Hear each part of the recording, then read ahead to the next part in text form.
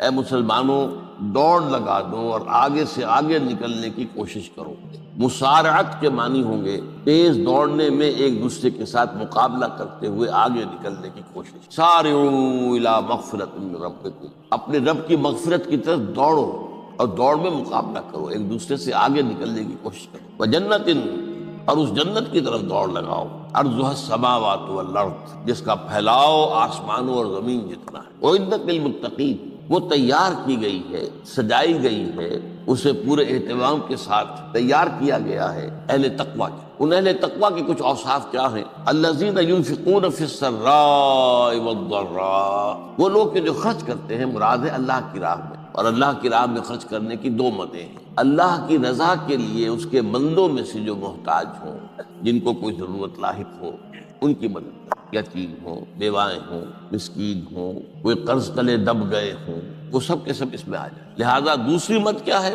وہ ہے اللہ کے دین کے لیے خرچ کرنا، دین کی تعلیم و تعلم کا کوئی نظام بنانا، پھر یہ کہ دین کو دوسروں تک پہنچانا، اس کے لیے سارے ذرائع جو بھی کسی زمانے میں ابلاغ کے موجود ہوں ان سب کو استعمال کرنا، اس کے لیے خرچ درکار ہے۔ بہرحال میں اس عرض کر رہا تھا کہ یہ دو مدیں ہیں خرچ کرنے، الذین ینفقون فی السراء والضراء، مسرت کی حالت میں آدمی کے پاس کافی ہے، غنی ہے، تب خرچ کر رہا ہے تو ظاہر بات ہے اس حالت میں طبیعت پر اتنا بوجھ نہیں ہوتا خرچ کرنے میں، لیکن خود تنگی محسوس کر رہا ہو پھر خرچ کرے، یہ گویا کہ اس سے اگلا ایک قدم ہے، ضراء ہے، تکلیف کے اندر بھی ہو تو خرچ کرے۔ والکاظمین الغیظ، اور وہ لوگ جو اپنے غصے کو پی جانے والے، والعافین عن الناس، اور غصہ ظاہر بات ہے آتا ہے کسی شخص کی کسی غلطی پر، کسی خطا پر، یا وہ اس نے آپ کے ساتھ کوئی زیادتی کی ہے، تبھی تو غصہ آئے گا۔ لہذا غصے کو تو پی جاؤ اور لوگوں کو معاف کرو۔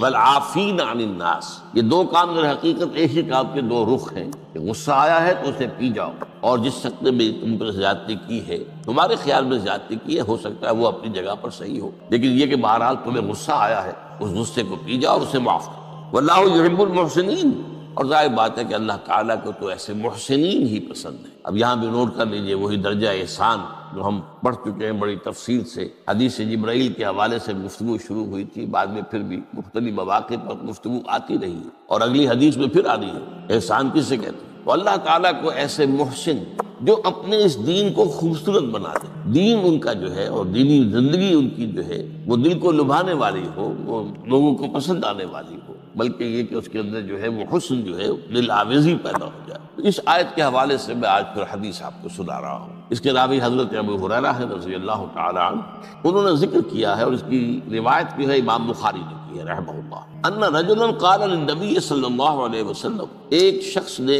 حضور صلی اللہ علیہ وسلم سے عرض کیا، اوصنی، حضور مجھے کچھ وصیت فرمائیے۔ اوصا یوصی ایصاء، وصیت کرنا، وصا یوصی توصیتاً، اس کے معنی بھی وہی ہے۔ وصا یوصی کے معنی ہو جائیں گے تدریجاً، مسلسل وصیت کرتے رہنا، نصیحت کرتے رہنا۔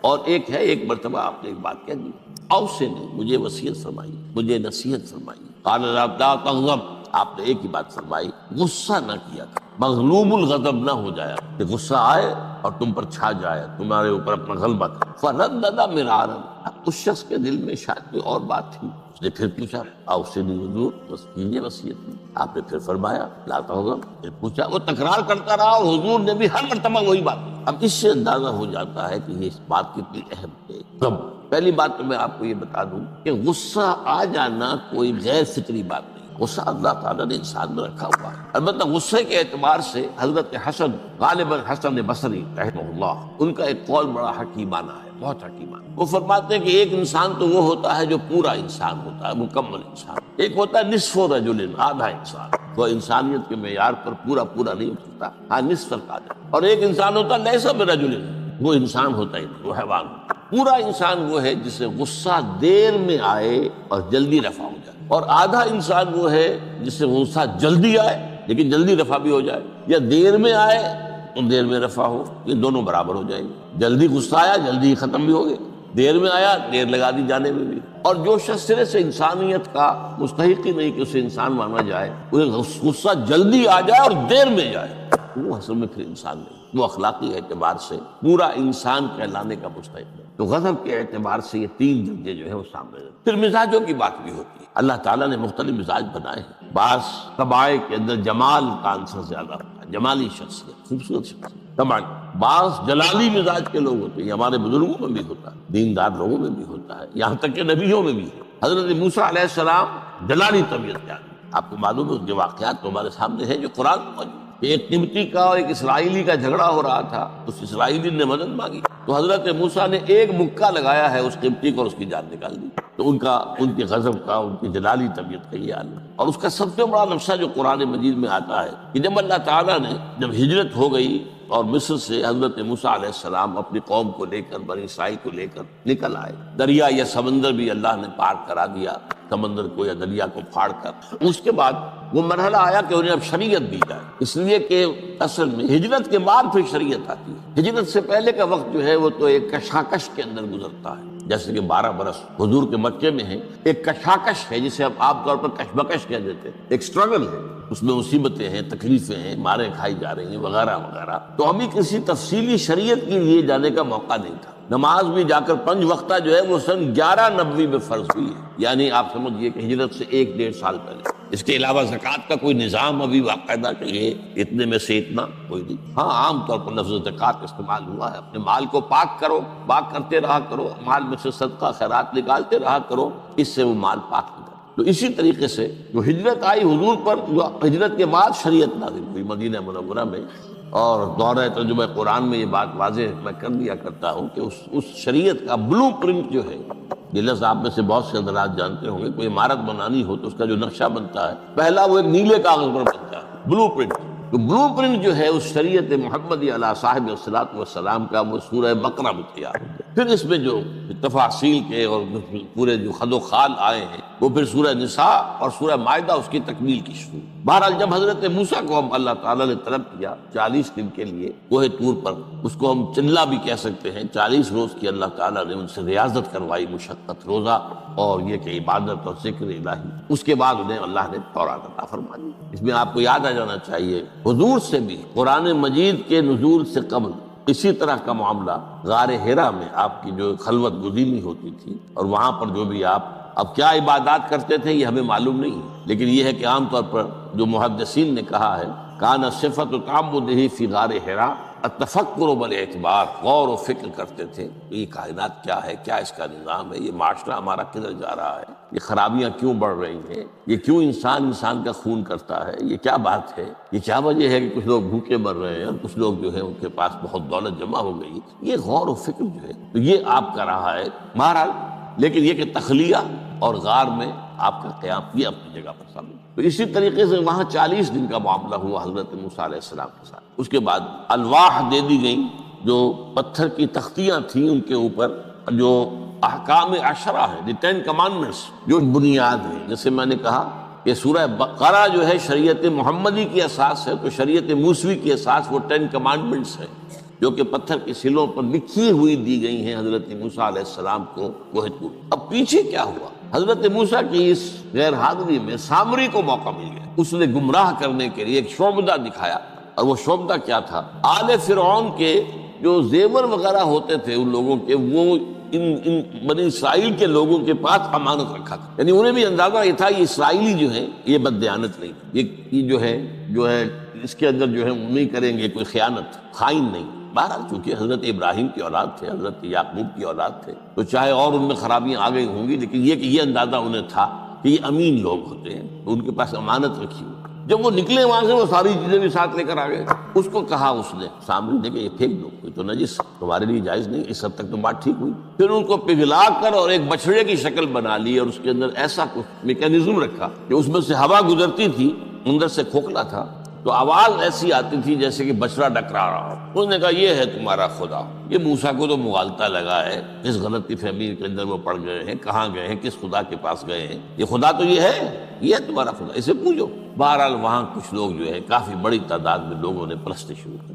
اب جب اللہ نے بتایا اے موسیٰ تمہاری قوم پیچھے فتنے میں پڑ چکی ہے، اور اس کی بھی ایک عجیب بات ہے بتائی دوں آپ کو کہ حضرت موسیٰ کے لیے جو اللہ نے وقت معین کیا تھا کوہ طور پر آنے کا، آپ اس وقت مقرر سے پہلے پہنچ. شوق اللہ نے ایکسپلینیشن کال کی. یہ سورہ طٰہٰ میں موجود ہے۔ ما اعجلک عن قومک یا موسیٰ، موسیٰ یہ تم اپنی قوم کو چھوڑ کر جلدی کیوں آ گئے؟ ابھی تو وہ وقت معین نہیں آیا، کیوں آ گئے؟ اب حضرت موسیٰ تعجب سے کہتے ہیں کہ مجھے تو شاباش ملنی چاہیے تھی کہ میں تو میرا شوق دیکھ، میرا اشتیاق دیکھ، اور الٹی جو ہے ایکسپلینیشن کال کرنی پڑ رہی ہے۔ قال عجلت الیک ربی لترضیٰ، پروردگار میں تو جلدی کر کے آیا اس لیے تو راضی ہو جائے کہ تیرے طلب کرنے پر میں وقت معین سے بھی پہلے پہنچ گیا۔ فرمایا نہیں، یہ اجرت جو ہے یہ ایسی خطا ہے تمہاری کہ تم نے در حقیقت جو یہ غلطی کی ہے اس کی وجہ سے سامری کو موقع مل گیا ہے کہ اس نے تمہاری قوم کو اضلهم السامری، سامری نے گمراہ کر دیا۔ یہ خبر پا کر اب حضرت موسیٰ علیہ السلام جب آئے ہیں واپس اپنی قوم، اس کے لیے جو الفاظ آئے ہیں یہ سورہ اعراف کے اندر ہے۔ فلما رجع موسیٰ الی قومہ غضبان اسفا، یہ غضبان، یہ غضب کی ایک انتہائی شدت، اس وزن پر عربی زبان میں جو الفاظ آتے ہیں وہ کسی شے کی شدت کو ظاہر کرتے۔ انا جوعان، میں بھوک سے مرا جا رہا ہوں۔ انا عطشان، میں پیاس سے مرا جا رہا ہوں۔ اسی طرح رحمان، جس میں رحم جو ہے وہ ٹھاٹھے مارتے سمندر کے مارے، تو اس وزن پر جو الفاظ آتے ہیں اسی وجہ سے غضبان۔ تو میں کہہ رہا تھا یہ ہے جلالی طبیعت حضرت موسیٰ علیہ السلام کی۔ تو انہیں جب یہ اندازہ ہوا کہ میری قوم کے لوگ جو ہے وہ اس طریقے سے گمراہ ہو گئے، مشرک ہو گئے، وہ شرک بھی جلی شرک، خفی شرک میں باقاعدہ ایک پرستش جو ہے ہو رہی ہے ایک بچڑے کی، اسے خدا مانا جا رہا ہے۔ اسفا، بہت ہی متاسف۔ اب یہ دو الفاظ آ گئے، غضبان، اسف، ایک جانب غضبناک اور دوسری طرف انتہائی افسوس اور رنج کی کیفیت۔ چنانچہ وہاں آ کر جو الفاظ قرآن مجید میں آئے ہیں اسی جلالی طبیعت کا مظہر، وَأَلْقَى الْأَلْوَاحَ، وہ جو لے کر آئے تھے تختیاں وہ تو آپ نے ڈال دی، وَأَخَذَ مِرَاثَ أَخِيهِ يَجُرُّهُ إِلَيْهِ، اپنے بھائی حضرت ہارون کا سر پکڑ کر، بلکہ داڑھی کے بال پکڑ کر اور پیشانی کے بال پکڑ کر گھسیٹا، یہ تم نے کیا کیا؟ میں تمہیں خلیفہ بنا کر گیا تھا یہاں، تمہارے ہوتے ہوئے اور یہ کام ہو گئے، تم کیوں نہ میرے پیچھے آ گئے مجھے بتانے کے لیے؟ بہرحال چونکہ خلیفہ بنا کر گئے تھے، انہیں رہنا تو وہاں تھا، لیکن انہوں نے کہا کہ مجھے اندیشہ یہ ہوا کہ آپ یہ کہیں گے کہ تم نے بنی اسرائیل میں تفرقہ پیدا کیا، اس لیے میں نے برداشت کیا، کیا کر روکتا رہا میں، لیکن یہ کہ میں نے ان کے درمیان جو ہے کوئی بہت بڑا قدم نہیں اٹھایا۔ لیکن بہرحال اس کے بعد جو قدم اٹھایا گیا وہاں پر وہ فیصلہ کیا گیا کہ 12 قبیلوں میں سے ہر قبیلے کے جتنے لوگوں نے یہ شرک کیا ہے اسی قبیلے کے لوگ جو توحید پر قائم رہے ہیں وہ اپنے بھائیوں کو قتل کریں اور ذبح کریں۔ تو تورات کی روایت کے مطابق 70,000 یہودی قتل، اور یہیں سے قتل مرتد کی سزا اسلام میں یہ قتل ہے۔ یہ سب بات لوگ کہتے ہیں جو منکرین حدیث ہیں آج کل اور روشن خیال ہیں، اور جو اپنی روشن خیالی کا جو سند لینا چاہتے ہیں مغرب سے، تو مغرب کا تصور تو یہ ہے کہ یہ انسانی حقوق میں سے ہے، ایک مسلمان ہے اسے اگر عیسائیت پسند آ گئی عیسائی ہو جائے، اس کا حق ہے، تو کوئی مجرم تو نہیں۔ یہ تمہاری شریعت میں یہ کہ قتل کر دیا جائے، یہ تو حقیقت جو بنیادی حقوق ہے انسان کے اس کے خلاف۔ اسی طریقے سے ایک مرد اور ایک عورت رضامندی سے زنا کرتے ہیں، آپ کو کیا اعتراض ہے؟ جو ان کا حق ہے، ہاں مائنر نہ ہو، چھوٹے نہ ہو، نابالغ سے زنا نہ کیا گیا، جبر نہ کیا جائے، جبر کریں گے تو مجرم ہو جائیں، لیکن اگر رضا کے ساتھ باہمی رضامندی سے وہ کرتے ہیں یہ زنا، کوئی جرم نہیں ہے، ان کی مرضی ہے۔ تو یہ سارا تصور جو ہے حقوق انسانی کا جس طرح کا ایک مبالغہ آمیز تصور دنیا میں ہو گیا ہے، اس کی روح سے ہمارے ہاں بھی جو لوگ ہیں جو انہیں کو ماڈل بنا رہے ہیں اب، تو وہ کہتے ہیں کہ جناب قرآن میں کہاں ہے مرتد کی سزا، اس طرح قرآن میں کہاں رجم کی سزا؟ تو یہ جان لیجئے کہ یہ دونوں سزائیں حضور نے اپنی سنت کے ذریعے سے نافذ کی ہیں، لیکن اخذ کی ہیں تورات سے۔ ظاہر بات ہے کہ حضور سے پہلے جو شریعت موسوی تھی وہ لاگو تھی، یہودیوں کے لیے شریعت موسوی تھی، آج تک بھی ہے، عیسائیوں کے لیے بھی حضرت مسیح یہی کہہ کر گئے تھے کہ یہ نہ سمجھنا کہ شریعت موسوی کو ختم کرنے آیا ہوں، law of Moses, don't think I have come to destroy law, this law of Moses will be applicable to you۔ وہ تو سینٹ پال نے ختم کیا، اور آج کی عیسائیت جو ہے یہ عجیب مذہب ہے جس میں کوئی قانون ہے ہی نہیں، لیکن یہ کہ اسلام میں بہرحال انسانی حقوق کے بھی حدود ہیں، ان حدود کے اندر انسانی حقوق ہوں گے۔ ہاں اگر آپ مسلمان ہیں اور آپ کو کوئی اور پسند آ گیا، آپ مسلمان ملک کو چھوڑ دیجیے، دارالاسلام کو چھوڑ دیجیے، بات چل جائے گی، لیکن یہ ہے کہ دارالاسلام میں رہتے ہوئے آپ کو اختیار نہیں کی وجہ، کیونکہ اسلامی ریاست کی بنیاد ایک نظریے پر ہے، وہ نسل پر نہیں ہے، تو رنگ پر نہیں ہے، تو زبان پر نہیں ہے، نظریے پر۔ نظریے کو کمزور کر دینے والی شے یہ ہے کہ لوگ سازش کر کے ایک وقت میں ایمان لائیں اور پھر مرتد ہو جائیں تاکہ اسلام کی ہوا اکھڑ جائے، اور اس کا معاملہ سورہ آل عمران کے اندر موجود ہے کہ وقالت طائفۃ من اہل الکتاب آمنوا بالذی انزل علی الذین آمنوا وجہ النہار واکفروا آخرہ لعلہم یرجعون۔ دیکھو بھائی یہ جو بڑی دھاک بیٹھ گئی ہے اسلام کی اور ایمان کی، جو شخص ایمان لے آتا ہے چاہے اسے انگاروں پر ڈال دیا جائے وہ ایمان کو نہیں چھوڑتا۔ یہ ایک ساکھ ہو گئی، ایک گڈ ول ہے ایمان کی، ایک ساکھ، جو چاہو کر لو اس کو قتل کر دیا۔ ابو جہل نے حضرت سمیہ اور حضرت یاسر رضی اللہ تعالیٰ عنہما دونوں کو قتل کر دیا۔ انہوں نے کلمہ کفر زبان سے نکالنا پسند نہیں کیا، حالانکہ اجازت ہے جان بچانے کے لیے، ایمان دل میں قائم رہے، زبان سے کلمہ کفر کہہ دیا جائے صرف جان بچانے کے لیے جائز ہے، اجازت ہے۔ چنانچہ حضرت سمیہ اور حضرت یاسر کے بیٹے عمار نے جان بچانے کے لیے کلمہ کفر کہا، اور پھر ان پر شدید پشیمانی طاری ہوئی، لیکن حضور نے انہیں اطمینان دلایا کہ نہیں، اس کی بھی اجازت ہے۔ باقی جو مقام تمہارے والدین نے حاصل کیا وہ تو بہت مقام ہے، لیکن وہ عظیمت اپنی جگہ، یہ رخصت بھی اپنی جگہ، دین کا ایک حصہ ہے۔ بہرحال سازش کیا کی؟ آمنوا بالذی انزل علی الذین آمنوا وجہ النہار، ایسے کرو کہ صبح کے وقت تو ایمان لے آؤ، اے لوگوں، اے مسلمانوں، جو کتاب تم پر نازل ہوئی ہم بھی ایمان لاتے ہیں، ہم بھی بولیں، دن بھر رہو۔ اب اس میں یہ اضافے میرے ہیں، ذرا حضور کے قریب رہو، صحبت قریب سے، تاکہ لوگ دیکھ لیں یہ دن بھر حضور کی صحبت میں رہے ہیں، قریب رہے ہیں، شام کو کافر ہو جاؤ، مرتد ہو جاؤ،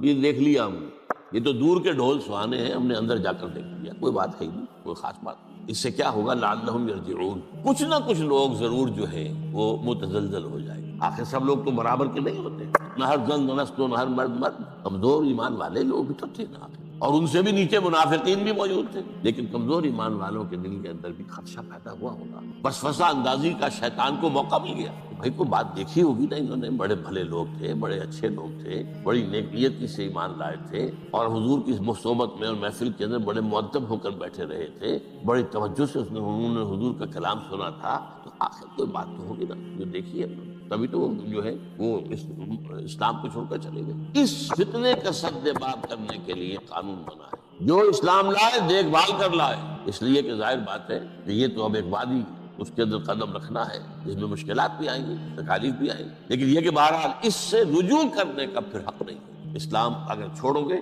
تو قتل، یہ کنڈم کرنا اس کو شریعت اسلامی کے خلاف بغاوت قرآن میں نہیں ہے، لیکن از روئے قرآن تورات پر بھی لفظ قرآن کا اطلاق ہوتا ہے۔ چنانچہ مکے کے کفار اور مشرکین کا ایک قول نقل ہوا ہے، قالوا لن نؤمن بهذا القرآن والذی بین یدیہ، انہوں نے کہا نہ تو ہم اس قرآن پر ایمان لائیں گے جو محمد پیش کر رہے ہیں، اور نہ اس قرآن پر جو ان سے پہلے ہے۔ تو تورات کو بھی ایک معنی میں قرآن کا لفظ جو ہے اس کا اطلاق ہوتا ہے۔ تو حضور صلی اللہ علیہ وسلم نے یہ دو سزائیں جو ہیں، قتل مرتد اور رجم کی سزا بھی ظاہر بات ہے قرآن میں نہیں ہے، مانتے قرآن میں نہیں ہے، لیکن شریعت جو ہے وہ صرف قرآن پر مبنی نہیں ہے، بس یہ بات ایک اصول موٹی، شریعت کی دو بنیادیں مستحکم ہیں، مستقل بالذات ہیں، انڈیپینڈنٹ آف ایچ ادر، کتاب اللہ و سنت رسول صلی اللہ علیہ وسلم، اللہ کی کتاب اور اللہ کے رسول کی سنت، صرف قرآن نہیں۔ یہ اہل قرآن جو بھی کہلاتے ہوں، جن کو منکرین حدیث کہنا چاہیے، جو یہ قرآن مجید کو ہی سمجھتے ہیں کہ بس یہی بہت کافی ہے، اس کی پھر تعبیریں جو کرتے ہیں، ان میں سے دو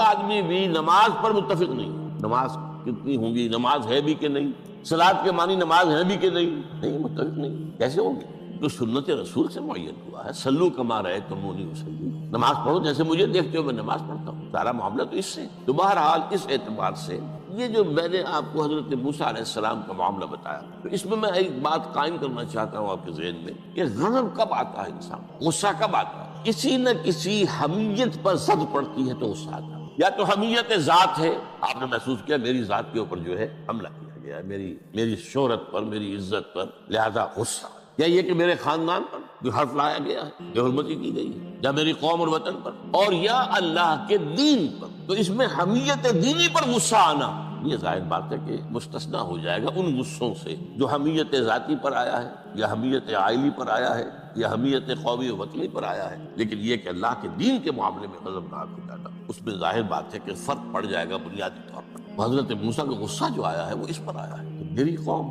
یہ وہ لوگ جنہوں نے 9 جو ہے معجزے وہ تو مصر کے اندر رہتے ہوئے دیکھے، وَلَقَدْ آتَيْنَا مُوسَىٰ 9 آیات بینات، سورہ بنی اسرائیل میں ہے، 9 معجزے، شروع میں 2 تھے پھر آتے چلے گئے، اور پھر اتنے بڑے بڑے معجزے دیکھے، سب سے بڑا معجزہ سمندر کا پھٹ جانا، اور اسی صحرائے سینا کے اندر اس پڑاؤ جو ڈالا ہے کوہ طور پر، اس سے پہلے من و سلویٰ کا نزول ہوا ہوگا، ایک چٹان سے 12 جو ہے چشمے بھی پھوٹے ہیں، یہ سب کچھ دیکھا، تب حال یہ ہے اس کا، تو اس پر غصے کا آنا، غضبناک ہو جانا، یہ گویا کہ بالکل معقول ہے، قرین قیاس ہے۔ اس میں بھی ایک اور مثال ہے اللہ کے رسولوں میں سے، انہیں بھی حمیت دینی پر غضبناک ہوئے اور انہیں غصہ آیا شدید. وہ حضرت یونس علیہ السلام تھے. وَظَنُّونَ إِذْ ذَهَبَ مُغَاضِبًا وَظَنَّ أَن لَّن نَّقْدِرَ عَلَيْهِ. نینوا ایک شہر ہوتا تھا عراق کے شمال کے اندر، وہاں یہ بھیجے گئے تھے رسول بنا کے. انہوں نے دعوت دی، جو بھی تلقین، نصیحت، تبلیغ، حق ادا. قوم ایمان نہیں لائی، کفر پر اڑی رہی. اس کے بعد یہ غضبناک ہو کر، اب یہ غضب جو ہے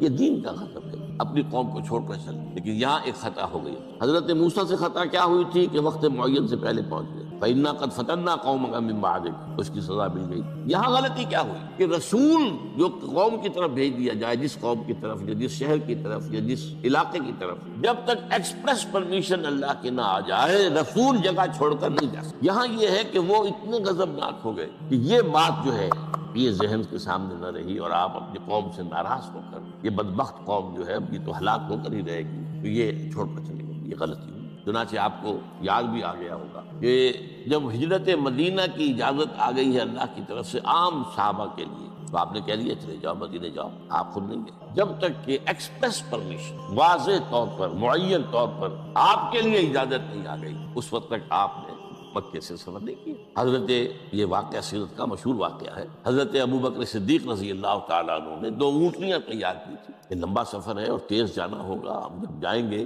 تو ظاہر بات ہے پیچھا کیا جائے گا، تعاقب ہوگا، تو اچھی فربا اونٹنیاں ہو تو انہیں خوب کھلا پلا کر تیار کیا تھا، اور حضور کو بتایا نہیں تھا. اب منتظر تھے حضور کیا اجازت آ گئی، پوچھا اجازت آئی نہیں آئی. اب حضرت عائشہ فرماتی ہیں اور نکاح میں آ چکی تھی حضور، لیکن تھی ظاہر بات ہے کہ 6 سال کی عمر میں نکاح ہو گیا تھا، 9 سال کی عمر میں بدائی ہوئی ہے بعد میں مدینہ. تو ان کی روایت ہے کہ ہم نے دیکھا کہ دوپہر کے وقت حضور چلے آ رہے ہیں، تشریف لا رہے. اب یہ بات بڑی غیر معمولی تھی. عرب میں یہ جو وقت ہے قیلولے کا، ظہر اور عصر کے درمیان، اس میں بازار بھی بند ہو جاتے ہیں، آفیسز بند ہو جاتے ہیں، اور یہ کہ کسی کے گھر آنا جانا، اللہ یہ کہ آپ کو کھانے پر بلایا ہو دوپہر کے بعد، دوسری ہے کہ آنا جانا نہیں ہوتا، وزٹ نہیں ہوتا. تو بڑے حیران ہوئے.